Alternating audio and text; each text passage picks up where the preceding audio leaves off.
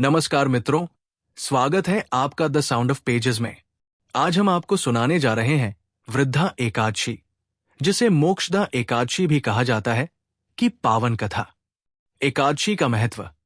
पौराणिक ग्रंथों में कहा गया है कि एकादशी का व्रत सभी पापों को नष्ट करने वाला और मोक्ष प्रदान करने वाला होता है।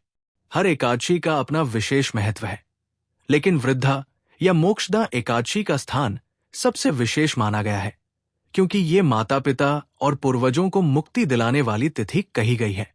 कथा की शुरुआत। पुराणों में वर्णन आता है कि भविष्य पुराण में भगवान श्री कृष्ण ने अर्जुन को इस एकादशी का महत्व बताते हुए कहा, हे पार्थ, मार्गशीर्ष मास की शुक्ल पक्ष की एकादशी को मोक्षदा एकादशी कहते हैं। इस व्रत के प्रभाव से न केवल व्रती को मोक्ष प्राप्त होता है, बल्कि उसके पितृगण भी स्वर्गलोक में स्थान पाते हैं। राजा वैखानस की कथा। प्राचीन समय में चंपकवन नामक नगरी में वैखानस नामक राजा राज्य करते थे। वे न्यायप्रिय, धर्मनिष्ठ और प्रजावत्सल थे। लेकिन एक दिन राजा ने स्वप्न में अपने पितरों को नरक की यातनाएं सहते हुए देखा। राजा दुखी होकर ऋषियों के पास गए और उनसे उपाय पूछा। ऋषियों ने कहा, राजन, तुम्हारे पितरों को मुक्ति केवल तभी मिलेगी जब तुम मार्गशीर्ष मास की शुक्ल पक्ष की एकादशी का व्रत करोगे। व्रत का पालन। राजा ने विधि पूर्वक उपवास किया, भगवान विष्णु का पूजन किया और व्रत का पुण्य फल अपने पितरों को समर्पित कर दिया। फलस्वरूप उनके पितर नरक से मुक्त होकर स्वर्ग लोक को प्राप्त हो गए।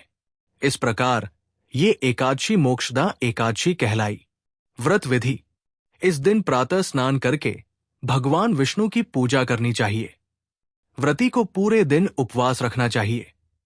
तुलसी पत्र, धूप, दीप, गंध, पुष्प से पूजन करना चाहिए। रात भर जागरण एवं विष्णु नाम का कीर्तन करना अत्यंत शुभ होता है। अगले दिन द्वादशी को ब्राह्मणों को भोजन कराकर व्रत का पारण करना चाहिए। विशेषता।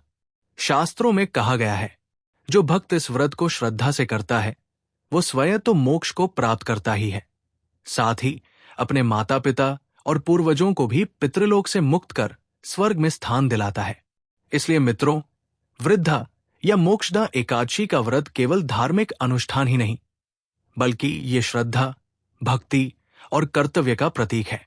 यदि आपको ये कथा अच्छी लगी हो तो इसे लाइक, शेयर और सब्सक्राइब करना न भूलें, ताकि और भी पावन कथाएं आप तक पहुंचती रहें। जय श्री हरि।